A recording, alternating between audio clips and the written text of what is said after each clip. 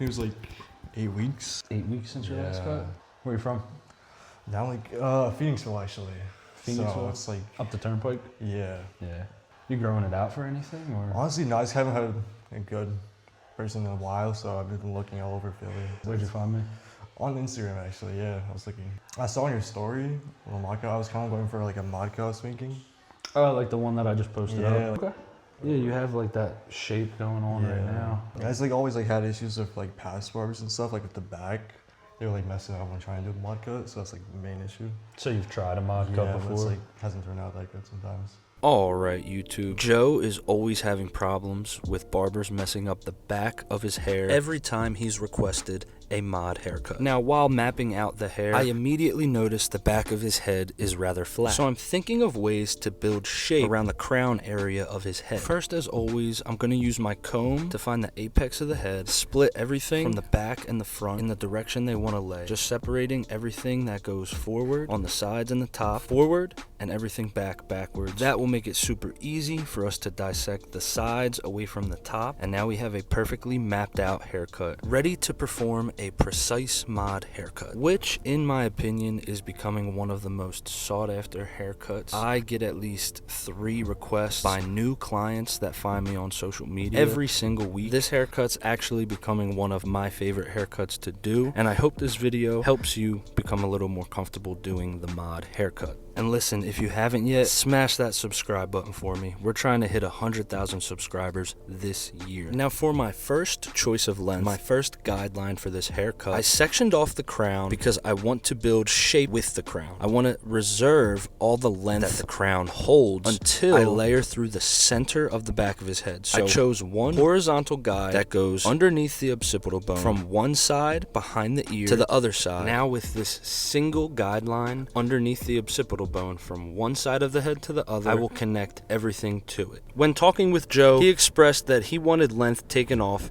everywhere. That means the back of his neck. So I layered everything under the occipital bone by just pulling it directly into my guideline that I first started, all the way horizontally from one side of the head to the other. This will remove weight from the nape, but it won't remove length. For the length on the back of his neck, we're going to use a feather razor. This way we can add as much texture as possible for the wispy ends that this mod cut requires. Now with the nape completed, we move on to the crown. Now we are using graduation to connect the entire crown into that guideline. Using this technique, we are building and controlling the shape that we're creating around the crown, which, as Joe expressed, was the problem area. All we're doing here is pulling diagonal sections from the top corner of the head to the back corner of the head, pulling each section down into that original guideline. And with every single section we pull down and every incision we make, you just want to make sure that you're moving your feet with the round of the head. Don't get caught standing still. Standing still will mess up the flow of your graduation. You'll normally pull about 3 to 4 sections max when using graduation, especially when you're only graduating the crown. If you were graduating from the front side of the head all the way to the back, you'll probably have more sections, but for this, only about 3 to 4 sections on each side, and the crown should be completely graduated into the back of the hair. But I'm not done the back just yet. Taking a profile section down the middle of the back of his head, you'll see that there's still some weight left over on the crown. 1, the weight was left there on purpose, and 2, it's like that because when I was graduating the hair, I was pulling everything down away from the top, left everything up top heavy. I wanted that weight left so that I could decide how much weight I really want sitting on top of the crown. This is what's going to make his flat head look like it actually has some shape to it. Now after I do that profile section, I'm going to cross check horizontally and vertically so that I'm making sure I didn't miss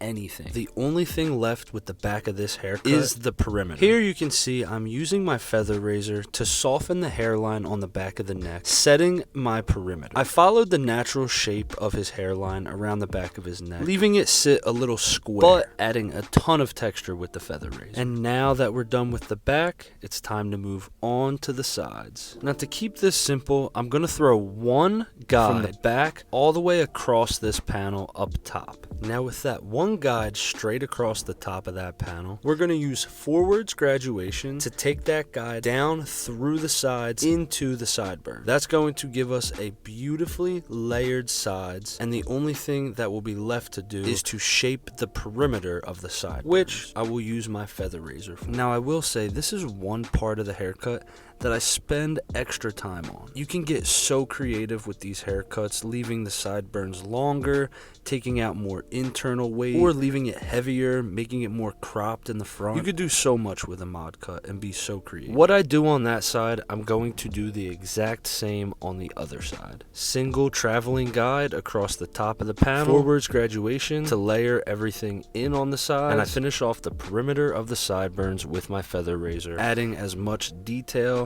as I need. Now with the sides and back fully connected and taking on a beautiful shape, we're going to move on to the last panel of the head, the top. I always split the head right down the center, using the nose as a guide from front to back. That will make it super easy for me to section off my fringe. Now you're going to want to isolate the fringe so you can establish your perimeter. You want to establish the length of your fringe first, so then you can take that length and layer through the entire top of the hair. Now just like the perimeter of the rest of this hair, we're going to use the feather razor. The feather razor is just going to assure that the fringe doesn't sit too heavy. Now with the top sectioned completely down the center, we're going to pull everything from the top panel down to the sides. And with our feather razor, we're going to use this type of pinching technique where you're pinching the hair between your thumb and the feather razor. You're going to get the same results whether you do this or if you just use your scissors. But the whole point of this is to just connect the top into the sides. From there, we're going to take a profile section down the center of the head, and using the length from our fringe, we're going to layer the entire top. Now for the rest of this haircut, I had my feather razor in and I'm just using this pinching technique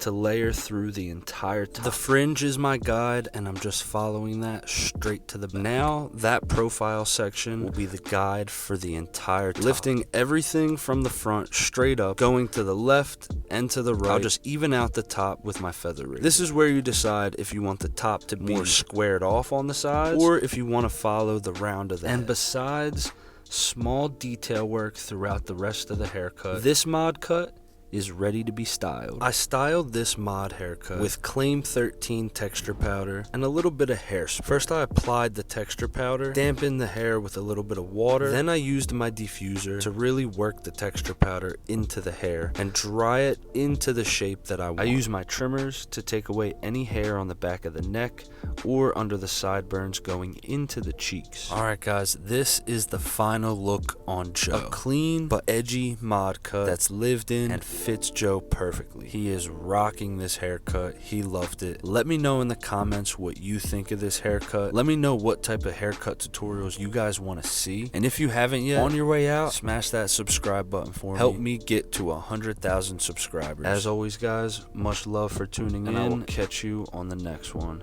Peace.